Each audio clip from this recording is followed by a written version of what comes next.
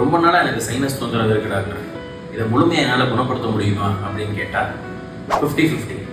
அதாவது சைனஸில் 2 வகை இருக்குது. ஒன்று அக்யூட் அண்ட் க்ரானிக். இந்த அக்யூட்ன்றது பார்த்தீங்கன்னா நீங்கள் ரெகுலராக மெடிகேஷன்ஸ் எடுத்தாவே இதை நம்ம ஈஸியாக க்யூரபிள் பண்ணிடலாம்.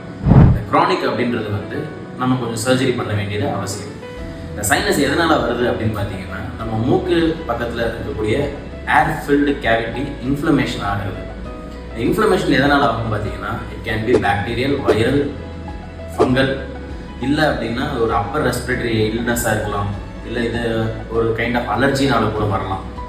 இந்த அக்யூட்டை வந்து நம்ம குணப்படுத்துறதுன்றது நியர்பை இருக்க டாக்டரை நீங்கள் கன்சல்ட் பண்ணி அதுக்கு உண்டான ஆன்டிபயோட்டிக்கை நீங்கள் ப்ராப்பராக எடுத்துக்கிட்டிங்கனாவே சரியாயிடும். சைனஸ்னால என்னென்ன சிம்டம்ஸ்லாம் இருக்கும்னு நீங்கள் கேட்டீங்க அப்படின்னா முகத்தில் சின்ன பெயின் இல்லை ஒரு டிஸ்கம்ஃபர்ட் உங்களுக்கு இருக்கும், தலைவலி வரும், அடிக்கடி தும்மல் ஏற்படும், சில சமயம் மூக்கடைப்பு ஏற்படலாம்.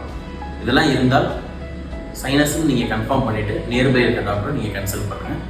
நான் உங்கள் doctor Santhosh, D C care speciality hospital, Madurai.